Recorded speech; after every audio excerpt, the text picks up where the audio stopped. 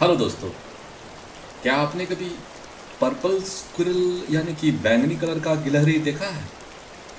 नहीं देखा ना? मैंने भी नहीं देखा। तो यही है आज का टॉपिक, जिसका नाम है पर्पल स्क्विरल सिंड्रोम। क्या होता है पर्पल स्क्विरल सिंड्रोम? चलिए इसको समझते हैं। दरअसल क्या है, कंपनीज जब हायर करती है, जब उनके जो रिक्रूटर्स होते हैं या जो एचआर प्रोफेशनल्स होते हैं, तो they are at times in search of a perfect candidate. Perfect candidate मतलब एक परफेक्ट अपनी वैकेंसी के लिए एक ऐसा कैंडिडेट ढूंढते हैं जो सर्वगुण संपन्न हो। सर्वगुण संपन्न मतलब उसमें उसको सब कुछ आता हो, उसकी एजुकेशन बिल्कुल परफेक्ट हो, उसकी एक्सपीरियंस जितना चाहिए वैसा ही हो, उनमें हर एक स्किल जैसा वो चाहते हैं वैसा हो, उनमें हर वो जो है एबिलिटीज़, काबिलियत, सब कुछ बिल्कुल परफेक्ट हो, क्वालिफिकेशंस परफेक्ट हो, सब कुछ बिहेवियर परफेक्ट हो, सब कुछ एकदम परफेक्ट। और यही एक कई बार बहुत बड़ी जो है प्रॉब्लम बन जाता है, क्योंकि परफेक्ट करके कुछ चीज़ होना बड़ा ही मुश्किल है और रादर एट टाइम्स बिल्कुल इम्पॉसिबल होता है। तो ठीक उसी तरह जैसे पर्पल कलर का गिलहरी ढूंढना बड़ा ही असंभव सा कार्य है, या यूँ माने कि असंभव है, तो यही है जो है पर्पल स्क्विरल सिंड्रोम। यानी कि ऐसे कैंडिडेट्स को ढूंढना, अपने जो वैकेंसीज हैं उनके लिए ऐसे कैंडिडेट्स ढूंढना जो परफेक्ट हो, हर चीज़ में एकदम जैसा चाहिए था, जैसा वो सोच रहे थे वैसा हो। तो परफेक्ट कैंडिडेट्स ढूंढने के कुछ एडवांटेजेस होते हैं। क्यों एचआर वाले परफेक्ट कैंडिडेट्स ढूंढते हैं, उसके कुछ एडवांटेजेस होते हैं। चलिए हम एक एक करके जो है कुछ एडवांटेजेस को समझते हैं। वो इसलिए एचआर जो डिपार्टमेंट है परफेक्ट कैंडिडेट्स ढूंढते हैं या पर्पल स्क्विरल्स ढूंढते हैं, जिन्हें पर्पल स्क्विरल का टर्म दिया गया है, क्योंकि वो कंपनी का वैल्यू को बढ़ाते हैं। क्योंकि वो बिल्कुल आइडियल और बिल्कुल एकदम जैसा मनोवांछित कैंडिडेट होते हैं, with perfect qualification, skills, experience, knowledge, हर चीज़ उनका परफेक्ट होता है। तो ये जो है कंपनी की ब्रांड वैल्यू को बढ़ाते हैं। जब भी वो किसी क्लाइंट से डील करते हैं, क्लाइंट्स उनकी प्रोफाइल देख के, उनके काम को देख के, उनकी एक्सपीरियंस, उसके सब कुछ को देख के काफ़ी हैप्पी हो जाता है, खुश हो जाता है, इसलिए वो कंपनी की वैल्यू को बढ़ाते हैं। दूसरा जो एडवांटेज होता है उनके साथ वो है, वो अपने कलीग्स को भी बिल्कुल मोटिवेट और इंस्पायर करते हैं। उनके कलीग्स उन्हें देखकर ऐसा फील करते हैं कि हाँ ये है बेस्ट, और मुझे भी इनके जैसा बनना चाहिए, क्योंकि उनका स्वभाव, बिहेवियर और आचार विचार सारी चीज़ें परफेक्ट होती हैं। तो इसलिए सभी लोग चाहते हैं कि वो उस टाइप का ही जो है, मैं भी एक दिन इनके जैसा ही बनूंगा, तो या इनके जैसा बनना चाहिए। कंपनी भी चाहती है कि बाकी लोग इनके जैसे ही हों, हम जैसे चाहते हैं वैसा मिले, तो वो कलीग्स को मोटिवेट करते हैं। और तीसरा जो बहुत एक और इम्पॉर्टेंट एडवांटेज होता है पर्पल स्क्विरल्स के लिए या परफेक्ट कैंडिडेट्स के साथ, कि चूंकि उनके पास सारी चीज़ें पहले से ही होती हैं, चाहे वो स्किल्स बोल लो, क्वालिफिकेशंस बोल लो, कैपेबिलिटीज़ बोल लो, हुनर बोल लो, तो उनको ज़्यादा ट्रेनिंग में खर्च करने की ज़रूरत नहीं होती। कंपनी को उनमें ज़्यादा खर्चा करने की ज़रूरत नहीं पड़ती, क्योंकि दे ऑलरेडी हैव, उनमें सारे गुण हैं। तो ये होते हैं एडवांटेजेस। अब जो परफेक्ट कैंडिडेट्स होते हैं, जिनकी हम सपना देखते हैं, ऑर्गेनाइजेशन सपना देखते हैं कि ऐसे कैंडिडेट होंगे, अगर मान लीजिए एक आध गलती से मिल भी जाए, तो उनके कुछ डिसएडवांटेजेस भी होते हैं जो कि समझना भी ज़रूरी है। कि चूंकि बहुत रेयर होता है, रेयरेस्ट ऑफ द रेयर, कि भाई आप जो चाहे वैसा ही मिल जाए, तो इसमें कई बार जो है कॉस्ट बहुत बढ़ जाता है, बिकॉज काफ़ी टाइम लगता है ऐसे कैंडिडेट्स को ढूंढने में। तो बिकॉज परफेक्ट मिलता नहीं है, हर कैंडिडेट में कुछ ना कुछ कमियां या जो ऐब निकल आता है, तो हायरिंग प्रोसेस डीले होती रहती है, और इसकी वजह से क्या होता है, जो कॉस्ट ऑफ हायरिंग है बढ़ती चली जाती है, और उधर जो है जहाँ पर उस कैंडिडेट को ज्वाइन करना, उस टीम में लॉसेस होते रहते हैं, क्योंकि गैप है। तो प्रोसेस इज़ एक्सपेंसिव, बहुत महंगी प्रोसेस है ये, गेटिंग जो है परफेक्ट कैंडिडेट। दूसरा जो डिसएडवांटेज होता है पर्पल स्क्विरल्स के साथ, वो ये है कि उनके चक्कर में दूसरे जो उनके टीम मेंबर्स हैं वो नज़रअंदाज होने लगते हैं। क्यों नज़रअंदाज होते हैं? क्योंकि ये उनका ऑरा इतना स्ट्रांग है, वो इतने परफेक्ट हैं कि सभी का नज़र उन्हीं पर टिक जाता है, और आसपास के जो बाकी के लोग हैं जो भी अच्छे हैं वो भी अच्छे हैं, पर चूंकि उनमें जो है वो परफेक्ट नहीं है दूसरे कैंडिडेट्स, तो नज़र हमेशा परफेक्ट पर ही रहता है, और इसलिए जो है बाकी कैंडिडेट्स जो कि बिल्कुल उनके जैसे ही अच्छे हैं लेकिन उन पर ध्यान नहीं जाता। और एक और डिसएडवांटेज जो पर्पल स्क्विरल्स के साथ होते हैं, परफेक्ट कैंडिडेट्स के साथ होते हैं, वो कभी कभी जो है कंपनी के लिए एक थ्रेट, एक खतरा बन जाती है, क्योंकि ये बहुत स्मार्ट कैंडिडेट होते हैं। ये हर चीज़ में सर्वगुण संपन्न, जैसे मैंने बताया आपको, ये होते हैं, तो ये बहुत स्मार्ट होते हैं। एंड इनकी स्मार्टनेस, इनकी परफेक्शन की वजह से क्या होता है, कई बार इनके जो सुपीरियर्स होते हैं, जो इनके सीनियर होते हैं, जो इनके सुपरवाइजर्स होते हैं, उनको खतरा महसूस होता है कि कहीं ये जो जूनियर है ये हमारा जगह ना ले ले, हमें ओवरटेक ना कर जाए, हमें बाईपास ना कर जाए, टॉप मैनेजमेंट की नज़र में आ जाते हैं, तो इनको खतरा महसूस होता है, खासतौर पे इनके सुपीरियर्स को। तो ये थे 3 डिसएडवांटेजेस। अब हम समझते हैं कुछ खतरे होते हैं जब एचआर डिपार्टमेंट ऐसे परफेक्ट कैंडिडेट की तलाश में रिक्रूटमेंट या हायरिंग प्रोसेस को डिले करते रहते हैं, देरी करते रहते हैं, क्योंकि उन्हें लगता है कि एक दिन तो सुबह वो आएगी, यानी कि एक दिन ऐसा आएगा जब हमें परफेक्ट बेस्ट कैंडिडेट मिल जाएगा। तो इसमें कुछ खतरे होते हैं जो कि समझना बड़ा ज़रूरी है। ठीक है, जब भी कोई ऐसा डिपार्टमेंट ऐसा या एचआर ऑर्गेनाइजेशन, एचआर टीम करती है, तो सबसे पहले जो खतरा ये होता है वो है बैड ब्रांडिंग। मतलब कंपनी की इमेज को लॉन्ग रन में ये क्षति पहुंचा सकती है। कैसे? बिकॉज बाकी लोगों को पता चल जाता है, क्योंकि उन्होंने डजन्स ऑफ, मतलब दर्जनों लोगों को इंटरव्यू ले चुके होते हैं, रिटर्न बाकी सब जो भी है हायरिंग प्रोसेस की जो भी सिस्टम्स हैं, स्टेप बाय स्टेप प्रोसेसेस हैं, वो कर चुके होते हैं, और बहुत सारे लोगों को रिजेक्ट कर चुके होते हैं।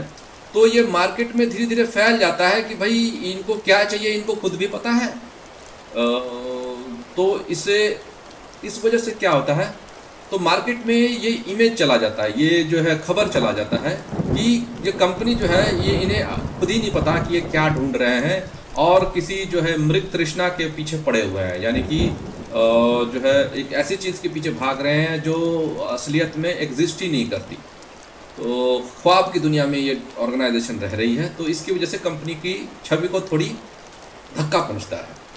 दूसरा जो मैंने पहले भी बताया, ये एट टाइम्स कैन बी, जैसे पर्पल स्क्विरल को ढूंढना बहुत एक्सपेंसिव होता है, और कभी कभी बहुत ज़्यादा एक्सपेंसिव भी हो सकता है। अगर मन मुताबिक कैंडिडेट ना मिले और हम अड़ जाएं कि नहीं हमें ऐसा ही चाहिए, rather than looking into the कि क्या मिल रहा है उसमें से बेस्ट को ढूंढ लें, वैसा ना करके हम पर्पल स्क्विरल के पीछे ही पागल हो जाएं, एचआर टीम अगर हो जाए, तो ये बहुत महंगा जो है साबित हो सकता है। और तीसरा, वैसे तो देखिए बात यह है कि पर्पल स्क्विरल या बेस्ट कैंडिडेट को ढूंढने की इच्छा रखना बहुत ज़्यादा गलत बात नहीं है, क्योंकि अगर डिपेंड करता है कि पोजीशन क्या है, लेकिन उसमें ये ध्यान रखना पड़ेगा कि हर पोस्ट के लिए ऐसी चीज़ें नहीं कर सकते। कोई स्पेसिफिक एक आध यूनिक ऐसा पोस्ट हो जिसके पीछे जो है बिल्कुल अड़ जाए कि नहीं बिल्कुल ऐसा ही कैंडिडेट चाहिए, तो वो तो समझ में आ जाता है। लेकिन अगर जब हम जनरल पोस्ट्स के लिए भी ऐसा करते हैं तो वो खतरे की बात हो सकती है। तो अब हम आखिर में ये समझते हैं कि अगर मान लीजिए हमारे पास कोई क्रिटिकल पोजीशन हो जिसके लिए परफेक्ट ही चाहिए हमें हर हाल में, तो अब हम डिस्कस करेंगे कुछ टिप्स जिससे हम वैसा पर्पल स्क्विरल्स को या परफेक्ट कैंडिडेट्स को ढूंढ सकते हैं, हायर कर सकते हैं। तो पहला है भाई, हमें पता होना चाहिए, कंपनी वाले को पता होना चाहिए, एचआर टीम को पता होना चाहिए कि भाई उनको एग्जैक्टली क्या चाहिए और क्या नहीं चाहिए। और दूसरा, ऐसे लोगों को ढूंढने के लिए उनके पास एक एक्शन प्लान होना चाहिए, बिना रिसर्च किए हुए कि भाई मार्केट का रिसर्च किए हुए कि ऐसे कैंडिडेट्स मिलते भी हैं कि नहीं, मार्केट में क्या अवेलेबल है क्या नहीं है, वर्सेस हम क्या चाहते हैं। तो एक उनके पास plan of action supported by, backed up by, पीछे से उसका रिसर्च किया हुआ होना चाहिए कि मार्केट की ट्रेंड क्या चल रही है, कहाँ पर ऐसे कैंडिडेट मिल सकते हैं, किस रेट पे मिल सकते हैं, मिल सकते भी हैं या नहीं। ये सब चीज़ें एक रिसर्च करके फिर जो है उनके पास एक एक्शन प्लान बना लेना चाहिए।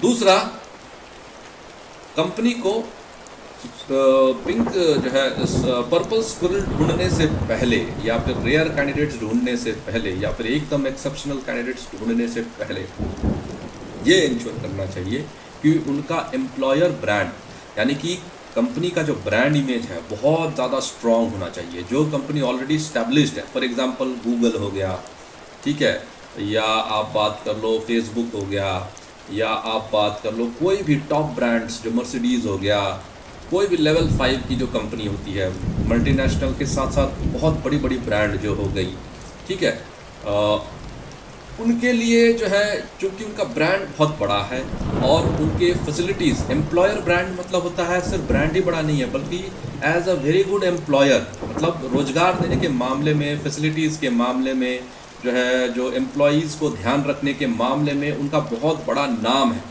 ऐसा ऑर्गेनाइजेशंस का इमेज होना चाहिए। तो फिर अगर वो पर्पल स्क्विरल के पीछे भागते हैं तो समझ सकते हैं। लेकिन एक मीडियोकर कंपनी जो है, जो अभी ग्रो ही कर रही है या उसका ब्रांड उतना बड़ा नहीं है, उनके लिए ये बहुत बड़ी प्रॉब्लम हो सकती है। तो सबसे पहले करना चाहिए कि भाई अपने आप को मार्केट कर ले कि वो बहुत अच्छा एम्प्लॉयर है। जैसे फॉर एग्जांपल हम बात करें इन्फोसिस या टाटा कंपनी जो है, जिनकी एम्प्लॉयर ब्रांड बहुत बड़ी है और बहुत अच्छी है, तो उनके लिए इस टाइप का कैंडिडेट मिलना असंभव नहीं है। मैं फिर भी कहूँगा डिफ़िकल्ट तो होगा लेकिन असंभव नहीं है।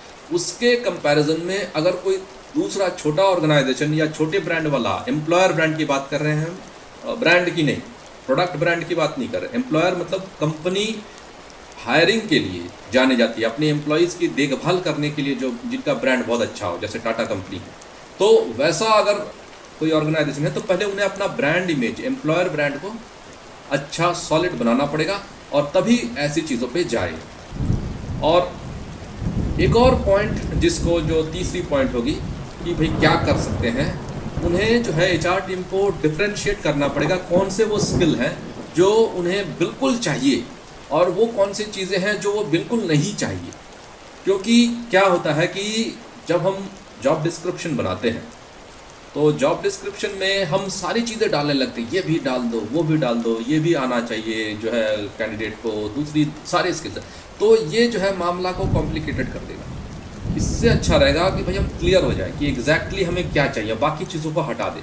क्योंकि जितना ज़्यादा जो है हम डालते जाएंगे जॉब डिस्क्रिप्शन में, वैसे अगर आपको जॉब डिस्क्रिप्शन के बारे में समझना तो ऑलरेडी हमने उस पर एक वीडियो बना दिया है और उसका लिंक हम डिस्क्रिप्शन बॉक्स में डाल देंगे। आप चाहो तो उसको देख के जॉब डिस्क्रिप्शन के बारे में समझ सकते हो।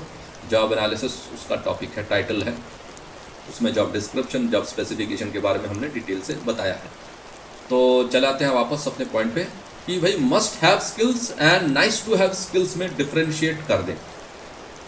बहुत सारी चीज़ें हम चाहते हैं पर ना मिले तो चलेगा, वैसा ज़रूर हम लिखें कि भाई हम कौन से स्किल्स बिल्कुल हमें हर हाल में चाहिए और कौन सा स्किल्स अगर मिला तो अच्छा है, ना मिला तो भी चलेगा। तो वैसे हो गया। चौथा पॉइंट जो पर्पल स्किल हायर करने में बड़ा कामगार साबित हो सकता है या होता भी है, वो है कि वर्क कल्चर जो कंपनी का है, कंपनी अपने वर्क कल्चर को बहुत ज़्यादा फोकस करे और कल्चर को बहुत ज़्यादा पॉजिटिव एंड मिलनसार बनाए लोगों के लिए। तो फिर जो है जो रेयर कैंडिडेट्स हैं, पर्पल स्क्विरल का मतलब जो है असंभव नहीं है, नहीं, कभी कभी रेयर एक आध मिल जाता है, 1000 में 100, 200-400 में एक आध, तो उनको हायर करने के लिए जो वर्क कल्चर एक बहुत बड़ा अट्रैक्शन फैक्टर होता है ऐसे लोगों को जो है कंपनी की तरफ आकर्षित करने के लिए। वर्क कल्चर पर ध्यान दें। अगर वर्क कल्चर बहुत ज़्यादा पॉजिटिव होगा तो ऑटोमेटिकली ऐसे लोग जो हैं कंपनी की तरफ आकर्षित होते हैं, अट्रैक्ट होते हैं। और लास्टली मैं आपको ये कहना चाहूँगा कि पर्पल स्क्विरल या बेस्ट कैंडिडेट या परफेक्ट कैंडिडेट के चक्कर में कहीं ऐसा गलती ना करें कि आप दूसरे जो अच्छे कैंडिडेट्स हैं उनको आप ओवरलुक करो या उनको नज़रअंदाज करो। ये अगर हो रहा है बाय चांस एनीवे, तो ये कंपनी के लिए या एचआर डिपार्टमेंट के लिए, टीम के लिए बहुत बड़ा सेटबैक होगा, बहुत बड़ा जो है एक धक्का होगा, एक चोट होगा। क्यों? क्योंकि होगा क्या कि एक परफेक्ट के चक्कर में 10 जो अच्छे मिल रहे होंगे वो भी हाथ से निकल जाएंगे, और अच्छा मिलेगा या नहीं ये हमें पता नहीं, कब मिलेगा ये भी नहीं पता। तो खर्चा तो बढ़ ही रहा है, साथ साथ जो अच्छे आ रहे हैं, एवरेज से बेटर हैं, आसपास के कैंडिडेट्स हैं, बिल्कुल परफेक्ट ना हो, थोड़ी बहुत ऐब है जो ट्रेनिंग से दूर हो सकता है, वैसे वाले कैंडिडेट्स को हम लूज़ कर देते हैं और वो अपने साथ बुरा एक्सपीरियंस ले जाते हैं। तो हर हाल में हमें ऐसे अच्छे कैंडिडेट्स को नज़रअंदाज नहीं करना चाहिए। तो दोस्तों, आशा करता हूँ कि आपको हमारा ये वीडियो पसंद आया होगा। बहुत जल्दी अगले टॉपिक के साथ आपसे फिर मुलाकात होगी। तब तक के लिए हमारे साथ जुड़े रहिए और अपना तथा अपनों का ख्याल रखिए। धन्यवाद।